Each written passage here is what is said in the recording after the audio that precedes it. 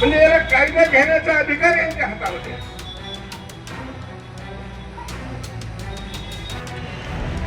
अशी अवस्था आहे राज्यामध्ये देशामध्ये निर्माण.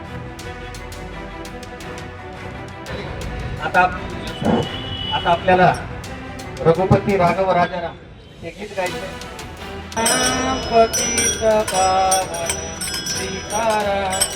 रघुपती राघव च्या संदर्भात आपण सगळ्यांनी पाहिलं की देशामध्ये फार आस्थेने सुप्रीम कोर्टाच्या निकालानंतर राम मंदिरची उभारणी झाली आणि सबंध देशाच्या मुस्लिम संघटनाने त्याला पाठिंबा दिला आणि कोणत्याही प्रकारच्या देशामध्ये सामाजिक सलोखा अबाधित राहावा हे दृष्टिकोन ठेवून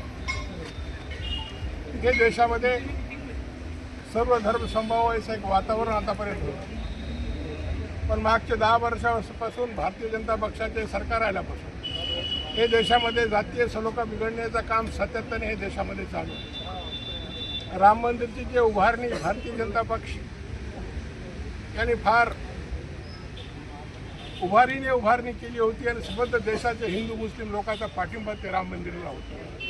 पण आज आपण पाहिला ते रामाच्या नावाने जे निवडून आले, आज ते राम मंदिरमध्ये हजारो कोटी रुपयाचा चोरी देशामध्ये आस्थेने हिरे जवाहरात चांदी सोना याच्या तो पावत्या पण नाही एवढे मोठ्या प्रमाणावर देणग्या देणं हे सुद्धा गायब. ट्रस्टी त्यांचेच आहे, राज्य सरकार त्यांच्याच आहे, केंद्र सरकार त्यांच्याच आहे. आता न्याय तरी कुठं मागायचा? इवन दिवसेंदिवस लोकांचा न्याय व्यवस्थेप्रती विश्वास कमी होत चालला. हे देशामध्ये कुणाचा राज्य आहे? कायद्याचा राज्य आहे का 4-2 लोकांचा राज्य आहे? हे जनतेसमोर प्रश्न पडलेला आहे. आणि दुसरा, मोहम्मद पैगंबरच्या विरोधामध्ये नाझिया इलाही यांनी सातत्याने असं वक्तव्य केलं जे शोभनीय नाही आणि त्याच्या विरोधात कारवाई होत नाही, त्याला अटक होत नाही. अनेक मुस्लिम संघटनांनी त्याच्या विरोधामध्ये आंदोलनं केली, निवेदनं दिली. कोणाचा पाठबळ आहे? राम मंदिरचे पाठीमागाचे चोर लोक आहेत. कोणाचा पाठबळ आहे? नाझिया इलाहीचे पाठीमाग. हे सर्व गोष्टीचा संदर्भामध्ये आज काँग्रेस पक्षाचे वतीने ह्या ठिकाणी मी आंदोलन केले हनुमान मंदिराच्या समोर आणि जिल्हाधिकारीला निवेदन एक दिलं. जिल्हाधिकाऱ्याच्या मार्फत द्रौपदी मुर्मू जे राष्ट्रपती आहे ते देशामध्ये राज्यामध्ये हेट स्पीचेस चालू आहे. संग्राम जगताप असतील, पडळकर असतील, खासदार मेघा कुलकर्णी असतील, भंडारी महाराज असतील, हे सातत्याने हे राज्यामध्ये 2 समाजामध्ये दरी निर्माण करण्याचं वक्तव्य करत आहे.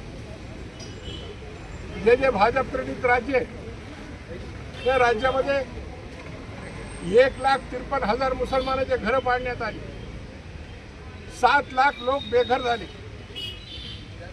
1300 मस्जिद मदरसे खानखा हे देशामध्ये पाडण्यात आले. 25 वर्षात जून 2024 ते 2025 एके कालखंडामध्ये तरुण 25 मुसलमानांची हत्या करण्यात आली बजरंग कार्यकर्त्याच्या मार्फत. 13 ठिकाणी फक्त FIR केली, बाकीच्या ठिकाणी FIR सुद्धा केले नाही.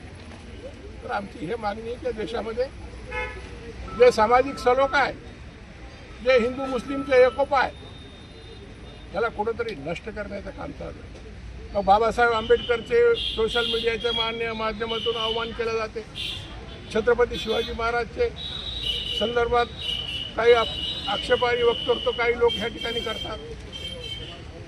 महात्मा फुलेच्या बद्दल करतात. काय महापुरुष असतील किंवा धर्मगुरू असतील किंवा पैगंबर असतील, यांच्या बेसूट वक्तृत्व करणाऱ्या लोकांना विरोधामध्ये कारवाई झाली पाहिजे, याला अटक झाली पाहिजे आणि यांच्या विरोधात कायदा झाला पाहिजे. ज्याप्रमाणे ॲट्रॉसिटी ॲक्ट हे देशामध्ये लागू झाला, व्ही पी सिंगाने केलं, तसा एक हे सरकार तो करणार नाही. पण मुसलमानाच्या संरक्षणासाठी सुद्धा तसं प्रकारचा संरक्षण कायदा हे देशामध्ये तयार करण्याची आवश्यकता आहे, की जेणेकरून मुस्लिम समाज स्वतःला सुरक्षित त्या ठिकाणी स्वतःला मानेल आणि त्याच्या माध्यमातून हे देशामध्ये जे हजारो शेकडो वर्षाचं जे एकोपाचं वातावरण हे टिकून राहील.